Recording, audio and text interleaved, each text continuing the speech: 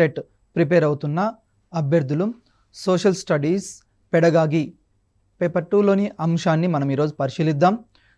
మీరందరికీ మంచి మార్కులు రావాలంటే సోషల్ స్టడీస్ పెడగాగికి సంబంధించిన అంశం social sciences as an integrating area of study context and concerns, అంటే సాంఘిక శాస్త్రానికి సంబంధించిన భావనలు అధ్యయనం. దీంట్లో ఒకసారి మనం పరిశీలిద్దాం. Topic social sciences as an integrating area of study context and concerns. పరిచయం. మానవుడు సంఘజీవి. ప్రాచీన కాలం నుండి నేటి వరకు కూడా పరిశీలిస్తే మానవుడు ప్రాచీన కాలంలో మొదట వేటను ప్రారంభించాడు. అప్పుడు గుంపులుగా ఉండి వేటాడి జంతువుల్ని తినేవాడు.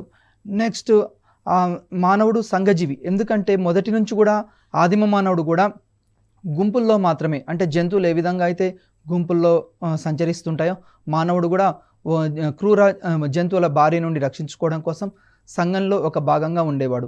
నేటి ఆధునిక కాలాన్ని కూడా పరిశీలిస్తే మానవుడు సంఘజీవిగా మాత్రమే ఉన్నాడు. సంఘంకి మానవునికి అవినాభావ సంబంధం ఉంది. మానవుడు ఒంటరిగా జీవించలేడు. మన దేశ సంస్కృతి సాంప్రదాయాలు నిరంతరంగా కొనసాగాలంటే చరిత్రను బోధించవలసి ఉంటుంది. ఈ భారతదేశం యొక్క సంస్కృతి ఔన్నత్యాన్ని ప్రపంచ అన్నీ కూడా ఈరోజు గౌరవిస్తున్నాయి. దానికి గల ప్రధాన కారణం ఏంటంటే భారతదేశంలో భిన్నత్వంలో ఏకత్వం ఉంది. మన యొక్క సంస్కృతి సాంప్రదాయాలు గొప్ప విభిన్నంగా మంచి ఆలోచనలతో కూడుకొని ఉన్నవి.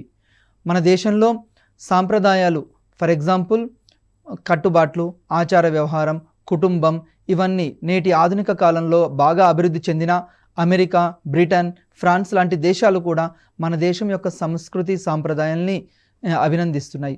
సమాజంలో మానవ సంబంధాలను అధ్యయనం చేసే బోధనా విషయమే సాంఘిక అధ్యయనం. మరి సాంఘిక అధ్యయనం ఏం చేస్తుంది? మన సోషల్ స్టడీస్ పెడగాగి ముఖ్యంగా బోధన అనేది సమాజంలో మానవ సంబంధాలని అధ్యయనం చేస్తుంటుంది. మానవుని యొక్క ఫర్ ఎగ్జాంపుల్ ఒక మానవునికి మరి ఒక మానవునికి ఉన్న సంబంధం ఏంది, ఇలాంటి విషయాలు, మానవ సంబంధాలు ఎట్లా ఉండాలి, సంబంధాలు మంచిగా ఉండాలి, మానవ సంబంధాలు అనేవి సమాజంలో మంచిగా ఉండాలి, వీటిని గురించి అధ్యయనం చేస్తుంది. సోషల్ స్టడీస్కు సంబంధించిన 1916లో అమెరికాలోని చికాగో నగరంలో సాంఘిక శాస్త్ర నిపుణుల సదస్సు జరిగింది. పాఠశాల బోధనలో వివిధ తరగతుల్లో సాంఘిక శాస్త్రాన్ని బోధించారు. అంటే మొట్టమొదటిసారిగా సాంఘిక శాస్త్రం యొక్క చర్చ ఎప్పుడు వచ్చింది అంటే 1916లో 1916 సంవత్సరంలో అమెరికాలోని చికాగో నగరంలో జరిగిన సాంఘిక శాస్త్ర సదస్సు నిపుణులో జరిగింది. అంటే ఈ సదస్సు ఏం తీర్మానించింది అంటే సాంఘిక శాస్త్రాన్ని అన్ని తరగతుల్లో ఫర్ ఎగ్జాంపుల్ ప్రతి చిన్నప్పటి నుంచి అంటే 1 to 10th క్లాస్ వరకు అన్ని తరగతుల్లో వివిధ స్థాయిల్లో ప్రవేశపెట్టాలి, వివిధ స్థాయిల్లో బోధించాలి అని సూచించడం జరిగింది. ఎందుకు అంటే సాంఘిక శాస్త్ర అధ్యయనం వల్ల విద్యార్థుల్లో మానవ సంబంధాలు, నైతిక విలువలు, ఆలోచనలు, నైపుణ్యాలు, విశ్లేషణ, భావనలు ఇవన్నీ విద్యార్థిలో పెంపొందించడానికి అవకాశం ఉంది. అంటే మనము ఎదుటి వారితోటి ఏ విధంగా మెలగాలి, తర్వాత నైతిక విలువలు ఏ విధంగా పెంపొందించాలి, మానవ నాగరికత ఏ విధంగా అభివృద్ధి చెందింది, ఇవన్నీ తెలుసుకోవడం కోసం ఈ సంబంధాన్ని సాంఘిక శాస్త్రాన్ని ప్రవేశపెట్టాలని 1916 సంవత్సరంలో అమెరికాలో సూచించడం జరిగింది. Very important bit. చాలాసార్లు ప్రీవియస్ ఎగ్జామ్లో కూడా ఈ బిట్ అడిగాడు. ఏ సంవత్సరంలో సాంఘిక శాస్త్రాన్ని అమెరికాలో చికాగో నగరంలో చర్చకు వచ్చింది అన్నారు అంటే 1916లో. Very important bit. Next, America స్కూళ్ళలో 1916లో సాంఘిక శాస్త్రాన్ని ప్రవేశపెట్టారు. మొట్టమొదటిసారిగా ప్రపంచంలో సాంఘిక శాస్త్రాన్ని ఇంట్రడ్యూస్ చేసిన దేశం ఏంది అంటే అమెరికా. 1916లో. Very important bit. ప్రీవియస్గా చాలాసార్లు అడిగాడు. నెక్స్ట్, అదేవిధంగా మన దేశంలో మరి ఎప్పుడు ప్రవేశపెట్టారు? భారతదేశంలో 1937లో గాంధీ గారు ప్రవేశపెట్టిన బేసిక్ ఎడ్యుకేషన్ సిస్టమ్ అంటే గాంధీ గారు ప్రస్తావించాడు బేసిక్ ఎడ్యుకేషన్ సిస్టమ్ 1937లో. భారతదేశానికి స్వతంత్రం రాకపూర్వం గాంధీ గారు తన యొక్క విద్యా వ్యవస్థలో ఏ విధంగా ఉండాలి, భారతీయ విద్యా విధానం ఏ విధంగా ఉండాలి అని పరిశీలించి అతని యొక్క స్కూల్లో అతను ఏం చేశాడంటే 1937లో, ఇది కూడా వెరీ ఇంపార్టెంట్ బిట్, చాలాసార్లు అడిగాడు, గాంధీ గారు ప్రవేశపెట్టిన బేసిక్ ఎడ్యుకేషన్ సిస్టంలో దీని గురించి ప్రస్తావించడం జరిగింది. అంటే సోషల్ సైన్స్ని ప్రవేశపెట్టాలి అని గాంధీ గారు కూడా ఆలోచించారు. తర్వాత భారతదేశం స్వతంత్రం వచ్చిన తర్వాత 1947 సంవత్సరం తర్వాత భారతదేశంలో మరి సాంఘిక శాస్త్రాన్ని 1952 సంవత్సరంలో ప్రవేశపెట్టారు. దేని ఆధారంగా ప్రవేశపెట్టారు అంటే మొదలియార్ కమిటీ సూచనల మేరకు 1952లో ఇక్కడ భారతదేశంలో సాంఘిక శాస్త్రాన్ని ప్రవేశపెట్టారు. వెరీ వెరీ ఇంపార్టెంట్ బిట్, చాలాసార్లు ప్రీవియస్ ఎగ్జామ్లో అడిగాడు. భారతదేశంలో సాంఘిక శాస్త్రాన్ని ఏ సంవత్సరంలో ప్రవేశపెట్టారని అడుగుతాడు. 1952. తర్వాత నియంత్రించిన ఈ పరిస్థితుల్లో ఎప్పుడైనా ఎవరైనా నిరూపణ చేయడానికి అవకాశం ఉంటుంది. అంటే సాంఘిక శాస్త్రానికి సంబంధించిన సిద్ధాంతాలు అవి ఎప్పుడైనా సరే కండిషన్గా ఉంటాయి. ఫర్ ఎగ్జాంపుల్ సైన్స్ అనుకోండి, సైన్స్కి గురుత్వాకర్షణ శక్తి ఎంత ఉంటుంది అంటే సైన్స్లో అది నిరూపించబడుతుంది. అదేవిధంగా సైన్స్లో యాపిల్ పండు పైకి వేస్తే కిందనే పడుతుంది. అదేవిధంగా ఐన్స్టీన్ సిద్ధాంతాలు ఇవన్నీ సామాన్య శాస్త్రానికి సంబంధించి. మరి సోషల్ సైన్స్లో కూడా కొన్ని కండిషన్స్ ఉంటాయి. ఎందుకు అంటే మానవుడు సంఘజీవి, మానవుని ప్రవర్తన నిరంతరం మారుతూ ఉంటుంది. మరి మన సిద్ధాంతాలు సోషల్ సైన్స్ థీరీస్ కరెక్ట్ కావాలి అంటే నియంత్రించిన పరిస్థితుల్లో కండిషన్స్ పెడతాం, ఆ కండిషన్లో నిరూపిస్తూ ఉంటారు. నెక్స్ట్ అదేవిధంగా సాంఘిక శాస్త్రానికి సామాన్య శాస్త్రానికి ఉన్న భేదాలు ఏంది, డిఫరెన్సెస్ ఏంది, మనము ఇది కూడా పరిశీలించాలి. ఎగ్జామినేషన్ పాయింట్ ఆఫ్ వ్యూలో చాలాసార్లు అడుగుతాడు. సామాన్య శాస్త్రాలు నియంత్రించిన ఈ పరిస్థితుల్లో ఎప్పుడైనా ఎవరైనా నిరూపణ చేయడానికి అవకాశం ఉంటుంది. ఫర్ ఎగ్జాంపుల్ సైన్స్లో ఏదైనా ఒక థీరీ ఉంది, ఒక సిద్ధాంతం ఉంది, దాన్ని నిరూపించడానికి అవకాశం ఉంటుంది. ఫర్ ఎగ్జాంపుల్ ఆక్సిజన్ యొక్క ధర్మాలు ఏంది, కార్బన్ డైఆక్సైడ్ యొక్క ధర్మాలు ఏంది, తర్వాత మొక్కలు ఏ విధంగా పెరుగుతాయి, ఇవన్నీ సైన్స్కి సంబంధించినవి. ఫర్ ఎగ్జాంపుల్ మొక్క పెరగాలి అంటే ఏమేమి పరిస్థితులు అవసరం, గాలి, నీరు, ఇలాంటివి, సూర్యరశ్మి, ఇవి కండిషన్గా అక్కడ ప్రయోగాత్మకంగా నిరూపించబడతాయి. సామాన్య శాస్త్రంలో ఏ విధంగా అయితే నిరూపించబడతాయో అదేవిధంగా సామాన్య శాస్త్రం సంబంధించిన ఇంకా ఏమేం భాగాలు ఉంటాయి సామాన్య శాస్త్రంలోని పరిశీలించినప్పుడు జంతు శాస్త్రం, వృక్ష శాస్త్రం, భౌతిక శాస్త్రం, జీవశాస్త్రం, రసాయన శాస్త్రం ఇవన్నీ సైన్స్లో భాగంగా ఉంటాయి. మన సామాన్య శాస్త్రంలో భాగాలు మనం ఇంతకుముందు చెప్పాం, బాటనీ, జువాలజీ, ఫిజిక్స్, కెమిస్ట్రీ ఇవన్నీ సైన్స్లో భాగంగా ఉంటాయి. అదేవిధంగా మైక్రోబయాలజీ. నెక్స్ట్ సాంఘిక శాస్త్రాలు. మరి సైన్స్కి సోషల్కి డిఫరెన్సెస్ ఒకసారి పరిశీలిద్దాం. సాంఘిక శాస్త్రం సమాజంలో జరిగే మార్పులు, వాటి వల్ల కలిగే పరిణామాలు ఏమిటి అని తెలియజేస్తుంది. అంటే ప్రాచీన కాలం నుండి ఆధునిక కాలం వరకు మానవుని యొక్క జీవన విధానం ఏ విధంగా సాగింది, మానవుడు ఏ విధంగా అభివృద్ధి చెందాడు, మానవ నాగరికత ఎలాంటి మార్పులు వచ్చాయి అని పరిశీలించడానికి ఈ సోషల్ సైన్స్ అనేది ఉపయోగపడుతుంది. ఫర్ ఎగ్జాంపుల్ పూర్వకాలంలో హరప్పా నాగరికత ఏ విధంగా ఉంది, సింధు నాగరికత ఏ విధంగా ఉంది, తర్వాత అప్పుడు ఉపయోగించిన వస్తువులు ఏమిటి, వారు ఉపయోగించిన ఆచార వ్యవహారాలు, సాంప్రదాయాలు, అలవాట్లు, ఇవన్నీ పరిణామాలన్నీ కూడా సాంఘిక శాస్త్ర సమాజంలో నిరంతరం చోటు చేసుకుంటుంటాయి. నెక్స్ట్ అదేవిధంగా ప్రాచీన కాలం నుండి నేటి వరకు అనేక ప్రభుత్వాలు ఏర్పడ్డాయి. ప్రాచీన కాలం నుండి నేటి వరకు అనేక రకాల ప్రభుత్వాలు. ఫర్ ఎగ్జాంపుల్ ప్రాచీన కాలంలో రాచరిక ప్రభుత్వాలు ఉండేవి. అప్పుడు రాజే ప్రభుత్వానికి అధినేతగా ఉండేవాడు, రాజు చెప్పిందే అక్కడ నడిచేది. అంటే మరి రాచరికం నుండి నేటి కాలంలో ప్రజాస్వామ్య విధానం వైపు మనం మొగ్గు చూపుతున్నాం. నేటి కాలంలో అన్ని దేశాల్లో ప్రపంచవ్యాప్తంగా కూడా ప్రజాస్వామ్య ప్రభుత్వాలు అనేవి ఏర్పడడం జరిగింది. ప్రజాస్వామ్య ప్రభుత్వాలు. మరి ప్రజాస్వామ్యం అంటే ఏమిటంటే ప్రజాస్వామ్య లక్షణాలు పౌరుణ్ణి ఉత్తమ బాధ్యతాయుతమైన పౌరులుగా తీర్చిదిద్దడానికి కృషి చేస్తుంది. ప్రస్తుతం మన విద్యా విధానం కూడా ప్రజాస్వామ్య పద్ధతులపై ఆధారపడి ఉంది. ప్రజాస్వామ్యం అంటే అబ్రహం లింకన్ చెప్తాడు, do the people, by the people, for the people అని చెప్తాడు. అంటే ప్రజల కొరకు ప్రజల చేత ఎన్నుకోబడిన ప్రభుత్వాన్ని ప్రజాస్వామ్య ప్రభుత్వం అంటాం. ఈ ప్రజాస్వామ్య ప్రభుత్వంలో పౌరులు ఏ విధంగా మెలగాలి, ఉత్తమ పౌరులుగా తీర్చిదిద్దాలంటే ఏమేమి లక్షణాలు ఉండాలి, ఇవన్నీ కూడా దేని మీద ఆధారపడి ఉంటాయి అంటే మన విద్యా విధానంపై ఆధారపడి ఉంటాయి. మన విద్యా విధానము భవిష్యత్ తరాలని తయారు చేస్తుంది. కాబట్టి ఉత్తమ పౌరులుగా దేశానికి అందించాలి అంటే ప్రజాస్వామ్య విలువలు పెంపొందించబడాలి.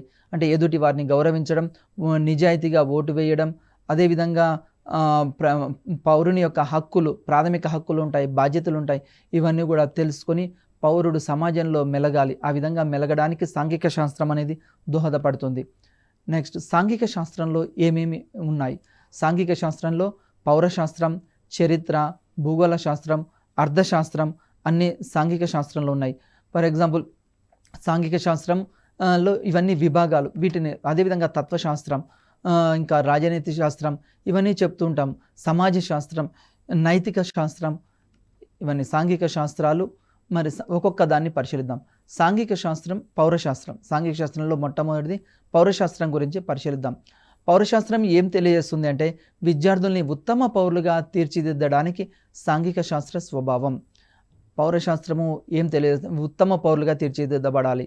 ఎందుకు అంటే భావి భారత పౌరులుగా తీర్చిదిద్దబడతారు. నేటి బాలలే రేపటి పౌరులు. మరి ఆ బాలలు ఎట్లా ఉండాలి? సమాజానికి ఉపయోగపడే విధంగా ఉండాలి.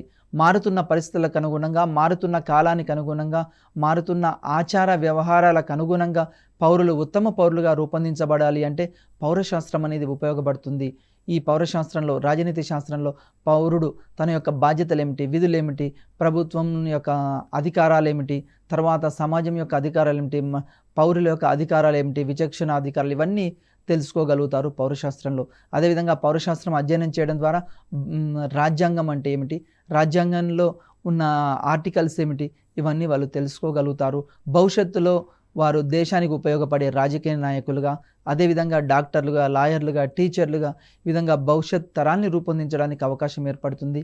పౌరశాస్త్రం ఉత్తమ పౌరులుగా తీర్చిదిద్దడానికి ఉపయోగపడుతుంది. రెండవది సాంఘిక శాస్త్రంలో భాగంగా అర్థశాస్త్రం. మరి అర్థశాస్త్రం ఏం చేస్తుందంటే సహజ సంపత్తి, ఆర్థిక అంశాల పట్ల అవగాహన కలిగిస్తుంది. మన దేశంలో ఏమేమి రిసోర్సెస్ ఉన్నాయి, వాటిని ఏ విధంగా ఉపయోగించాలి, అదేవిధంగా ఆర్థిక అంశాలని ఏ విధంగా అధ్యయనం చేయాలి, తర్వాత ఉన్న వనరులని ఏ విధంగా తక్కువ కాలంలో వివిధ ప్రత్యామ్నాయాల కోసం ఉపయోగించాలి అనేది అర్థశాస్త్రం అధ్యయనం చేస్తుంది. అందుకోసమే అర్థశాస్త్రాన్ని ఏమంటారు అంటే అర్థశాస్త్రం ద్వారా భవిష్యత్తులో ఉన్న వనరులని ఉపయోగించుకొని మన దేశం ఏ విధంగా అభివృద్ధి చెందాలి, అభివృద్ధి చెందుతున్న భారతదేశం అభివృద్ధి చెందిన దేశంగా అంటే డెవలప్డ్ కంట్రీగా మారడానికి ఈ అర్థశాస్త్రం అనేది తోడ్పడుతూ ఉంటుంది. దీంట్లో బడ్జెట్, ఇవన్నీ అంశాలు వస్తుంటాయి. అదేవిధంగా పన్నులు, ట్యాక్సెస్, వీటి గురించి కూడా అధ్యయనం చేస్తాం. అదేవిధంగా ఆర్థిక సిద్ధాంతాలు ఉన్నాయి. క్షీణోపాంత ప్రయోజన సూత్రము, తర్వాత చరానుపాత సూత్రము, ఇవన్నీ కూడా దీంట్లో భాగంగా ఉంటాయి. తర్వాత చరిత్ర, మూడోది హిస్టరీ. చరిత్రకు సంబంధించి వివిధ విషయాలపై జ్ఞానాన్ని, విషయ అవగాహన అందిస్తూ విద్యార్థులకు చరిత్రకు సంబంధించిన అనేక అంశాలని రక్షించాలని బాధ్యత కలిగి ఉండేలా వివరిస్తుంది. ఫర్ ఎగ్జాంపుల్ చరిత్ర అధ్యయనం చేయడం ద్వారా ఏం తెలుస్తుంది అంటే మనకు పూర్వకాలంలో మన పూర్వీకులు ఏ విధంగా జీవించారు, వారు ఏ ఆచారాలు, వ్యవహారాలు, సాంప్రదాయాలు ఉన్నాయి, మరి ప్రస్తుతం మనం వాటిని ఆచరించాలి అంటే పూర్వకాలంలో ఉన్న ఆచార సాంప్రదాయాలు వారి మంచి ఉన్నాయి కాబట్టి ఆ మంచిని మనం ఆచరించాలి అని, అదేవిధంగా ఆ కాలంలో ఉపయోగించిన టెక్నాలజీని ప్రస్తుతం మనం ఉపయోగించుకొని ఇంకా దేశం భవిష్యత్తు అనేది తీర్చిదిద్దడానికి ఉపయోగపడుతుంది హిస్టరీ. అందుకోసం ఈ హిస్టరీని ఏమంటారంటే గతాన్ని ఉపయోగించుకొని భవిష్యత్తును రూపొందించడానికి చరిత్ర అనేది తోడ్పడుతూ ఉంటుంది. అంటే ఉత్తమ పౌరులుగా ఆ కాలంలో ఏ విధంగా జీవించారు. ఫర్ ఎగ్జాంపుల్ సింధు నాగరికత, హరప్పా నాగరికత, అదేవిధంగా అశోకుడి కాలంలో భారతదేశం ఏ విధంగా ఉంది, చంద్రగుప్తుని కాలంలో ఏ విధంగా ఉంది, ఈ విధంగా అంటే పూర్వకాలానికి సంబంధించిన రాజుల చరిత్రల్ని అవన్నీ తెలుసుకొని భవిష్యత్ తరాలు ఉత్తమ పౌరులుగా తీర్చిదిద్దడానికి ఉపయోగపడుతుంది. నెక్స్ట్ నాలుగోది భౌగోళిక శాస్త్రం. ఈ భౌగోళిక శాస్త్రం సాంఘిక శాస్త్రం ప్రకృతిలోని అనేక సజీవ నిర్జీవ అంశాలతో కూడుకుంది. అంటే మన ఈ సాంఘిక శాస్త్రం అనేది ప్రకృతికి సంబంధించిన సజీవ అంశాలు ఉంటాయి, నిర్జీవ అంశాలు ఉంటాయి. ఫర్ ఎగ్జాంపుల్ సజీవ అంశాలు అంటే మానవుడు, జంతువులు, పక్షులు, ఇవన్నీ సజీవ అంశాలకు సంబంధించినవి. నిర్జీవ అంశాలు అంటే దేశంలో లభించే ఖనిజాలు, ఖనిజ వనరులు, ఈ ఖనిజ వనరులు ఎక్కడెక్కడ ఉన్నాయి, ఏ ఖనిజాలు దేనికి ఉపయోగపడతాయి, ఏ నేలల్లో ఏ పంటలు పండుతాయి, వీటన్నింటినీ అధ్యయనం చేయడానికి భౌగోళిక శాస్త్రం ఉపయోగపడుతుంది. భౌగోళిక శాస్త్ర జ్ఞానం ద్వారా మనము ఉత్తమంగా అంటే దేశం అనేది అత్యున్నత స్థాయిలో అభివృద్ధి చెందడానికి, వివిధ రకాల వనరులని ఉపయోగించుకోవడానికి ఈ భౌగోళిక శాస్త్రం అనేది మనకు తోడ్పడుతూ ఉంటుంది. సాంఘిక శాస్త్రం యొక్క స్వభావం. సాంఘిక శాస్త్రం మౌలికంగా మానవుని గురించి అధ్యయనం చేస్తుంది. సాంఘిక శాస్త్రం దేని గురించి అధ్యయనం చేస్తుంది అంటే మౌలికంగా మానవుని గురించి అధ్యయనం చేస్తుంది. అంటే మానవుని యొక్క ప్రవర్తన ఏ విధంగా ఉండాలి, తర్వాత మానవుడి యొక్క ఆలోచన విధానం ఏ విధంగా ఉంది, ఇవన్నీ సాంఘిక శాస్త్రంలో అంటే మానవుని యొక్క హక్కులేంది, బాధ్యతలేంది, విధులేంది, తర్వాత దేశానికి సంబంధించిన యుద్ధాలు మంచివా కావా, తర్వాత యుద్ధాల వల్ల కలిగే నష్టాలు ఏంది, వీటన్నిటి ప్రవర్తనకు సంబంధించి, సచ్చీలతకు సంబంధించి, నైతిక, నిజాయితీ అంశాలు, విలువలు, ఆచారాలు, సాంప్రదాయాలు ఇవన్నీ సాంఘిక శాస్త్రంలో అధ్యయనం చేయడం జరుగుతుంది. తర్వాత సమాజంలో గల వివిధ వ్యక్తులు, సంస్థలు, పరిసరాల మధ్య ఏర్పడే సంబంధాలని అధ్యయనం చేసేదే సాంఘిక శాస్త్రం. సాంఘిక శాస్త్రం ఏం అధ్యయనం చేస్తుందంటే సమాజంలో వివిధ రకాల వ్యక్తుల మధ్య ఉండే సంబంధాలు ఏంది, తర్వాత వ్యక్తులకి సమాజానికి మధ్య ఉండే సంబంధం ఏంది, ఒక వ్యక్తికి మరి ఒక వ్యక్తికి ఉండే సంబంధం ఏంది, ఒక సంస్థకి మరి ఒక సంస్థకు ఉండే సంబంధం ఏంది, తర్వాత వ్యక్తులకి ప్రభుత్వాలకు ఉండే సంబంధాలు, వీటన్నింటినీ సాంఘిక శాస్త్రంలో అధ్యయనం చేయడం జరుగుతూ ఉంటుంది.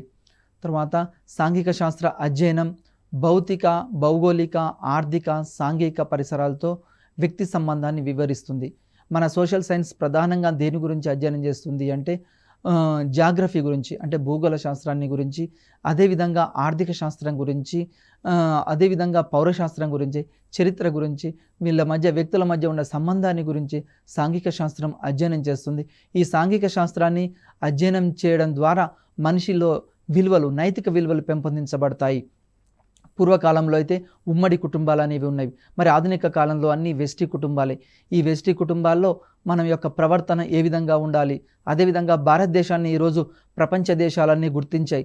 భారతదేశంలో ఉన్న కుటుంబ వ్యవస్థని ప్రపంచ దేశాలు ఈరోజు పొగుడుతున్నాయి. దానికి గల ప్రధాన కారణం ఏంటి అంటే కుటుంబ వ్యవస్థ అనేది భారతదేశంలో నైతిక విలువల్ని పెంపొందించే సంస్థగా, ఉత్తమ పౌరుల్ని తయారు చేసే సంస్థగా కుటుంబం అనేది తోడ్పడుతుంది. దీన్ని నేటి కాలంలో అమెరికా, బ్రిటన్, ఫ్రాన్స్ దేశాలు కూడా మన దేశ కుటుంబ సాంప్రదాయాలు వాళ్ళు కూడా అనుసరిస్తూ ఉన్నారు. తర్వాత సాంఘిక శాస్త్ర పరిధి, మరి సోషల్ సైన్స్ యొక్క పరిధి ఏ విధంగా ఉంది? సాంఘిక శాస్త్ర పరిధి అనేది చాలా విస్తృతమైనది, విశాలమైనది, అంటే బ్రాడ్గా ఉంటుంది, విశాలంగా ఉంటుంది.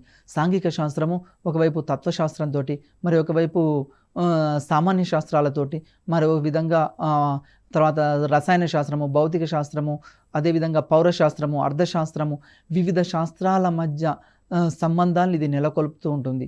అదేవిధంగా విద్యార్థుల జ్ఞాన సముపార్జన కుటుంబం నుంచి మొదలై విశ్వజనీనమైన ఈ అంశాలను సృష్టిస్తుంది. విద్యార్థుల జ్ఞానం ఎక్కడి నుంచి వస్తుంది అంటే విద్యార్థులకి మొదటి పాఠశాల ఏంది అంటే కుటుంబమే. కుటుంబంలో నుంచే మనం అన్ని విషయాలు నేర్చుకుంటాం.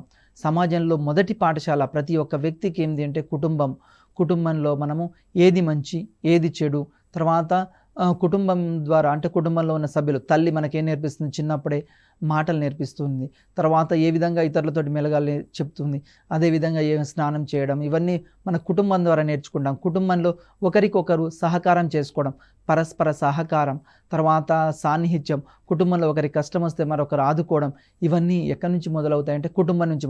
కుటుంబం తర్వాత పొరుగింటి వారితోటి, ఈ విధంగా కుటుంబం అనేది తన యొక్క సంబంధాన్ని కొనసాగిస్తూ ఉంటుంది. ఫర్ ఎగ్జాంపుల్ కుటుంబం మొదట వ్యక్తి యొక్క ప్రవర్తన ఎక్కడ స్టార్ట్ అవుతుంది అంటే కుటుంబంలోనే స్టార్ట్ అవుతుంది. ఒక కుటుంబం మంచి కుటుంబం అయితే ఆ పౌరులు ఉత్తమ పౌరులుగా తీర్చిదిద్దడానికి, తర్వాత ఆ కుటుంబం ఉత్తమ కుటుంబంగా ఆ గ్రామంలో గుర్తింపు పొందడానికి అవకాశం ఉంటుంది. అంటే సమాజంలో కుటుంబంలో బాగా చదువుకున్నారు, అందరికీ ఉద్యోగాలు వచ్చాయి, ఆ కుటుంబం బాగుంది, వాళ్ళ రామయ్య కుటుంబం బాగుంది, లేకుంటే లక్ష్మయ్య కుటుంబం బాగుంది, ఈ విధంగా చెప్తూ ఉంటారు. అంటే కుటుంబం తర్వాత ఇరుగు పొరుగు వారితోటి స్టార్ట్ అవుతుంది. ఇరుగు పొరుగు వారు అంటే మన కుటుంబం తర్వాత పక్కింటి వారు ఏ విధంగా ఉన్నారు, మన చుట్టుపక్కల వాళ్ళు ఏ విధంగా ఉన్నారు, అది ఆలోచిస్తాం. దాని తర్వాత గ్రామం నుంచి తాలూకా అంటే మండలం, తర్వాత జిల్లా, రాష్ట్రం, అదేవిధంగా జాతీయ, అంతర్జాతీయ అంశాల ఈ విధంగా స్టార్ట్ అవుతుంది. అంటే మా కుటుంబం నుంచి అంతర్జాతీయ అంశాలు, విశ్వజనీనమైన అంశాలకు మార్పు జరుగుతూ ఉంటుంది. భావనలు, సంబంధాలు అంటే సాంఘిక శాస్త్ర బోధనకు సంబంధించిన భావనల్ని, సమాజాన్ని మనం ఒకసారి చూద్దాం. సమాజాన్ని సరైన మార్గంలో నడిపించడానికి మన ఆచార సాంప్రదాయాలు, సంస్కృతి ముందు తరాల వారికి అందించడానికి సాంఘిక శాస్త్రం ఉపయోగపడుతుంది. సాంఘిక శాస్త్రం ప్రధానంగా ఎందుకు ఉపయోగపడుతుంది అంటే మనం ఏ విధమైన ఆచార సాంప్రదాయాలు పాటిస్తున్నాము, తర్వాత కుటుంబంలో పెద్దల పట్ల గౌరవము, తల్లిదండ్రుల పట్ల గౌరవము, గురువుల పట్ల గౌరవము, ఇవన్నీ భవిష్యత్ తరాలకు కూడా అందించాలి. భవిష్యత్తులో ఒక ఉత్తమ పౌరులుగా. నేటి కాలంలో ప్రతి ఒక్కరు ఏం చేస్తున్నారు, ఇంట్లో తండ్రి ఒక సెల్ ఫోను, తల్లి ఒక సెల్ ఫోను, తర్వాత పిల్లలు ఒక సెల్ ఫోన్ ఉపయోగిస్తున్నారు. దీని ద్వారా నైతిక విలువలు పతనమవుతున్నాయి. ఈ నైతిక విలువలు పతనం కాకుండా ఏది మంచి, ఏది చెడు అని బోధించడానికి ఇక్కడ కుటుంబాన్ని ఉపయోగిస్తున్నాం, ప్రామాణికంగా ఉపయోగిస్తున్నాం. అంటే మన యొక్క సంస్కృతి, సాంప్రదాయాలు, తర్వాత మనం ఎలాంటి పండుగలు జరుపుకుంటున్నాం, అదేవిధంగా ఎలాంటి ఆచార సాంప్రదాయాలు, ఎలాంటి దుస్తులు ఉపయోగిస్తున్నాం, మన భాష, మతం, కులం, జాతి, ఇవన్నీ భవిష్యత్ తరాలకు అందించడానికి సాంఘిక శాస్త్రం అనేది ఉపయోగపడుతూ ఉంటుంది. సాంఘిక శాస్త్రానికి ఇతర శాస్త్రాలతో గల సంబంధాల్ని ఒకసారి పరిశీలిద్దాం. అంటే సాంఘిక శాస్త్రం ఒకటే కాదు, సాంఘిక శాస్త్రానికి ఇతర చాలా రకాల శాస్త్రాలతోటి సంబంధం ఉంది. ఫర్ ఎగ్జాంపుల్, సాంఘిక శాస్త్రం భౌగోళిక శాస్త్రాన్ని పరిశీలిద్దాం. భూగోళ శాస్త్రాన్ని ఇంగ్లీష్లో ఏమంటామంటే జాగ్రఫీ అంటాం, జియోగ్రఫీ. జియోగ్రఫీ అనే ఆంగ్ల పదము, ఈ జియోగ్రఫీ అనే ఆంగ్ల పదము ఎక్కడి నుండి వచ్చిందని ఎగ్జామ్లో చాలాసార్లు అడుగుతాడు. ఎగ్జామ్లో ఇంకొక క్వశ్చన్ కూడా అడుగుతాడు చాలాసార్లు. భూగోళ శాస్త్రాన్ని ఆంగ్లంలో ఏమంటాము అంటాడు, చాలాసార్లు అడిగిబెట్టు. జియోగ్రఫీ అంటాం. భూగోళ శాస్త్రాన్ని ఆంగ్లంలో ఏమంటాము? జియోగ్రఫీ. ఇది వెరీ వెరీ ఇంపార్టెంట్ బిట్. తర్వాత ఈ జియోగ్రఫీ అనే ఆంగ్ల పదం ఎక్కడి నుండి వచ్చింది అని అడుగుతాడు. జియో మరియు గ్రాఫియా అనే 2 గ్రీకు పదాల నుండి వచ్చింది. జియోగ్రఫీ అనే ఆంగ్ల పదము, జియోగ్రఫీ అనే 2 గ్రీకు పదాలు. మరి జియో అంటే ఇక్కడ ఏమవుతుంది అంటే భూమి అని అర్థము. భూమి, ఎర్త్ అంటే భూమి. జియో అంటే భూమి అని అర్థము. గ్రాఫియా అంటే వర్ణన అని అర్థం. వెరీ వెరీ ఇంపార్టెంట్ బిట్, ఇది చాలాసార్లు ఎగ్జామ్లో అడిగాడు. జియో అనగా ఏమిటి అంటే భూమి, గ్రాఫియా అనగానేమి స్టడీ, అధ్యయనము అంటే పరిశీలించడము. దేన్ని గురించి అధ్యయనం చేస్తుంది భూగోళ శాస్త్రం అంటే భూమిపై ఉన్న ఖనిజాలు, వనరులు, నదులు, పర్వతాలు, సముద్రాలు, నేలలు, వీటన్నింటి గురించి భూగోళ శాస్త్రం ఇక్కడ అధ్యయనం చేస్తూ ఉంటుంది. భూగోళ శాస్త్ర అధ్యయనం ద్వారా మానవునికి ఏం లాభము అంటే ఎక్కడ ఖనిజాలు ఉన్నాయి, ఎక్కడ వనరులు ఉన్నాయి, ఎక్కడ సముద్రాలు ఉన్నాయి, ఎక్కడ జలపాతాలు ఉన్నాయి. తర్వాత ప్రాచీన కాలంలో మానవ నాగరికత అంతా కూడా ఎక్కడ స్టార్ట్ అయింది అంటే సముద్ర తీర ప్రాంతాలు, అంటే నదీ తీర ప్రాంతాల్లో మాత్రమే ప్రారంభమైంది. హరప్పా నాగరికత తీసుకున్నా, సింధు నాగరికత తీసుకున్నా, సుమేరియన్ నాగరికత తీసుకున్నా, ఏ నాగరికత అయినా ప్రపంచంలో నదీ లోయల్లో మాత్రమే జరిగింది. కాబట్టి భూగోళ శాస్త్ర అధ్యయనం ద్వారా మనకు ఎక్కడెక్కడ ఖనిజాలు ఉన్నాయి, వాటిని ఏ విధంగా ఉపయోగించుకోవాలి, ఇది ముందు తరాల వారికి ఏ విధంగా అందించాలి అనేది ఉపయోగపడుతుంది. నెక్స్ట్, సాంఘిక శాస్త్రం, చరిత్ర, ఈ రెండింటి మధ్య పరిశీలిద్దాం. చరిత్రని ఆంగ్లంలో హిస్టరీ అంటాం. హిస్టరీ అనే ఆంగ్ల పదం వెరీ వెరీ ఇంపార్టెంట్. చరిత్రని ఆంగ్లంలో ఏమంటారు అని అడిగారు. చరిత్రని ఆంగ్లంలో హిస్టరీ అంటారు. మరి హిస్టరీ అనే ఆంగ్ల పదం ఎక్కడి నుంచి వచ్చింది? హిస్టోరియా అనే గ్రీకు పదం నుండి వచ్చింది. హిస్టోరియా అనే గ్రీకు పదం నుండి వచ్చింది. మరి హిస్టోరియా ఇది కూడా వెరీ వెరీ ఇంపార్టెంట్ పదం. హిస్టోరియా అనేది ఏ భాషా పదం అని ఇస్తాడు ఎగ్జామ్లో.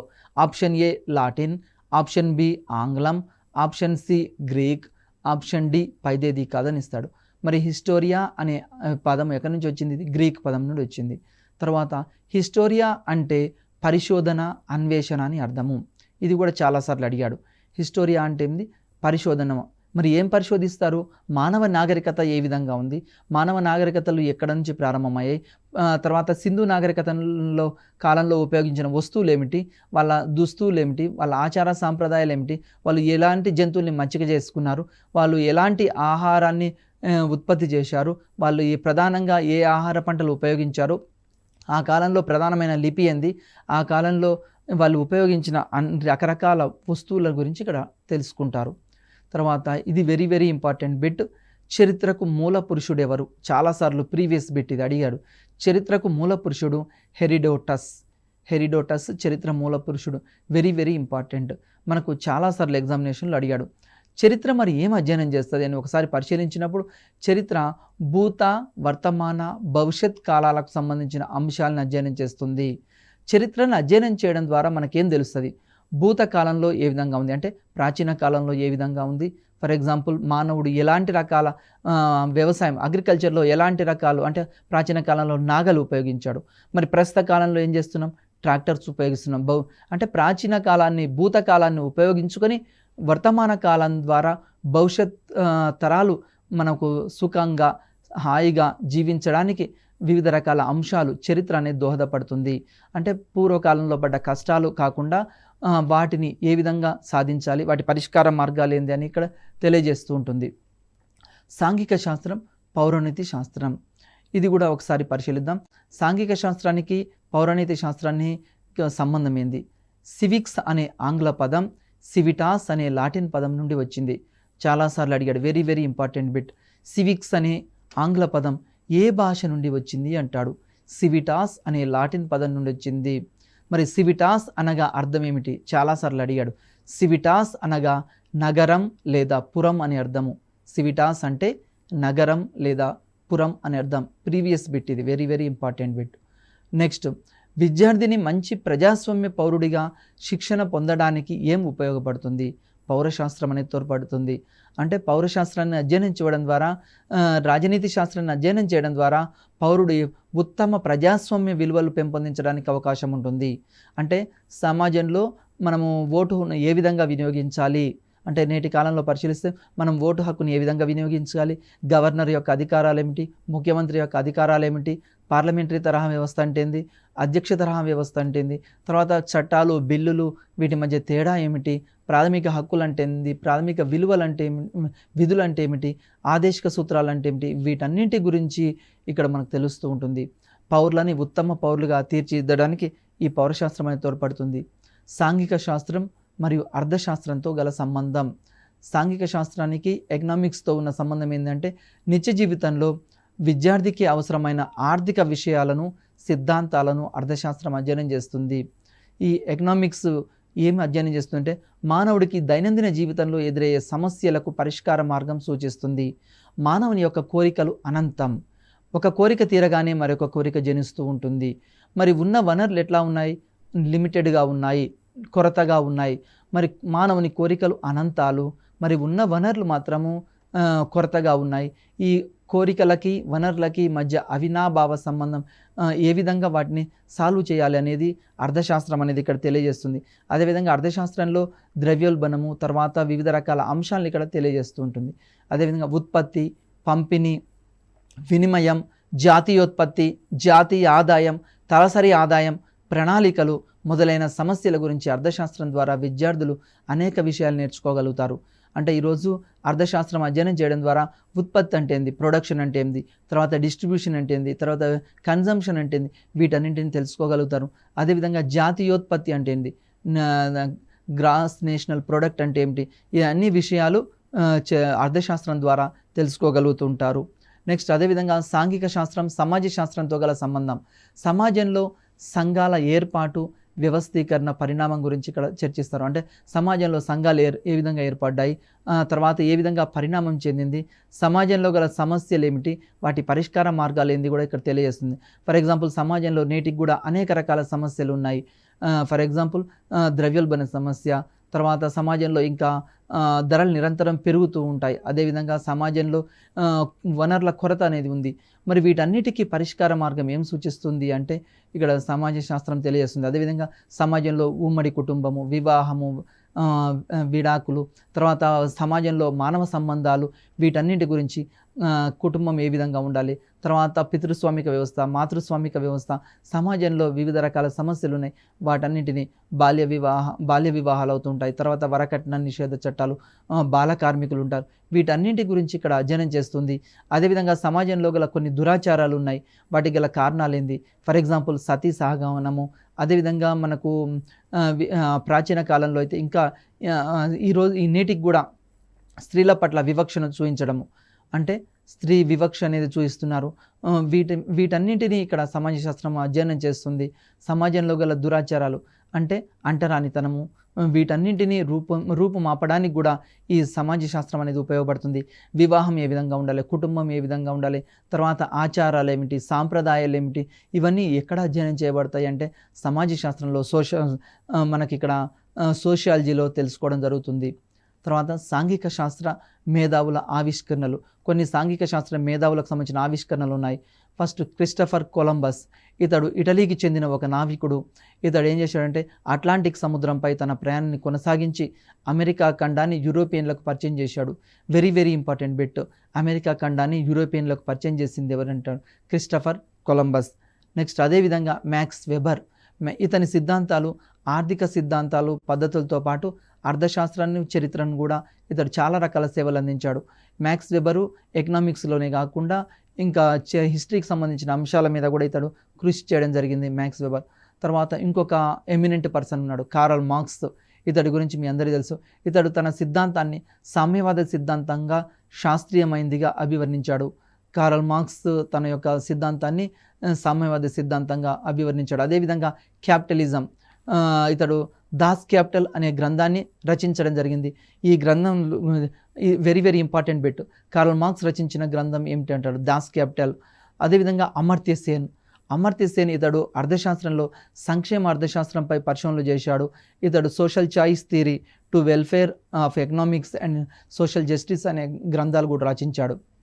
తర్వాత సాంఘిక శాస్త్రాన్ని మౌలిక పాఠ్యాంశంగా చేర్చడానికి గల ప్రధాన కారణం ఏంది?